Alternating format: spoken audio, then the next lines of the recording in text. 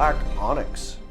The black onyx and the dividing of the tribes is a prophetic foreshadow of the end times.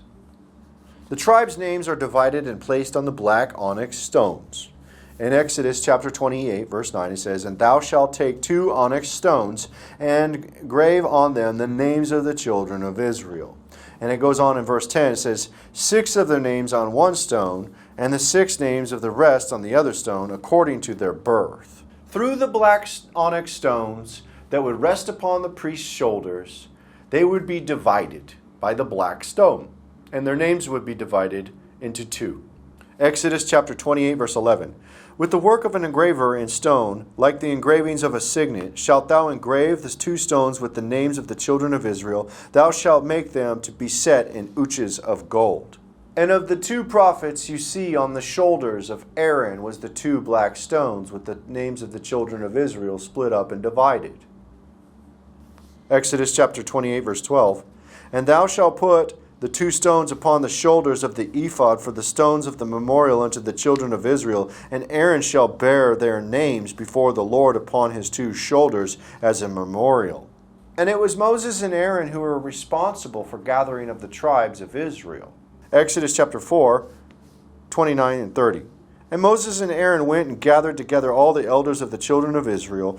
And so we have 2 prophets that led the people out into an exodus on eagle's wings in the wilderness. Exodus chapter 19, verse 4. "You have seen what I did unto the Egyptians, and how I bare you on eagle's wings, and brought you unto myself." Now here is the prophetic foreshadow of the end times. What occurs? The black onyx and the white onyx are significant about dividing and uniting the tribes. We see on the black onyx, we have the Thummim and Urim stones, the lots that are cast. On the black stone, you have the dividing of the tribes for the end times. But on the white stone, you have one name for all to unite them, the name Ami.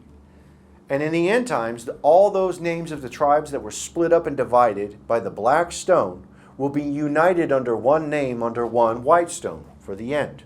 And this is what the prophetic foreshadow of the Thummim and the Urim is. Revelation chapter 11, verse 3. "And I will give power unto my 2 witnesses, and they shall prophesy 1,260 days clothed in sackcloth." And we see 2 prophets gathering the tribes on their shoulders for the end times. And we know that it's 2 prophets because it says that in Revelation chapter 11, verse 10. Revelation chapter 11, verse 10, it says, "And they that dwelt upon the earth shall rejoice over them, and make merry, and send gifts one to another, because these 2 prophets tormented them that dwelt on the earth." And these 2 prophets gathered the people into the wilderness on eagle's wings. Revelation chapter 12, verse 14. "And the woman were given 2 wings of a great eagle, that she might fly into the wilderness, into her place, where she is nourished for a time, and times, and half a time from the face of the serpent." And the gathering of the children of Israel, the people of God, my people, says the Lord, is done by the stone, the white stone that is given in the book of Revelation chapter 2, verse 17, where it says to all the churches. The Spirit says to all the churches, "He who has an ear, let him hear." Revelation chapter 2, verse 17. "He that hath an ear, let him hear what the Spirit saith unto the churches. To him that overcometh will I give to eat of the hidden manna. And I will give him a white stone, and in the stone a new name written, which no man knoweth, saving he that receiveth it." So what we see is a prophetic foreshadow of the Old Testament, where 2 prophets had black onyx stone that divided the tribes. They went out into the wilderness on eagle's wings, and this was all a prophetic foreshadow of what was to come in the end, that 2 prophets will come with one white stone, with one name on it, that unite all the tribes for the end, under that white stone, just like the Urim and the Thummim.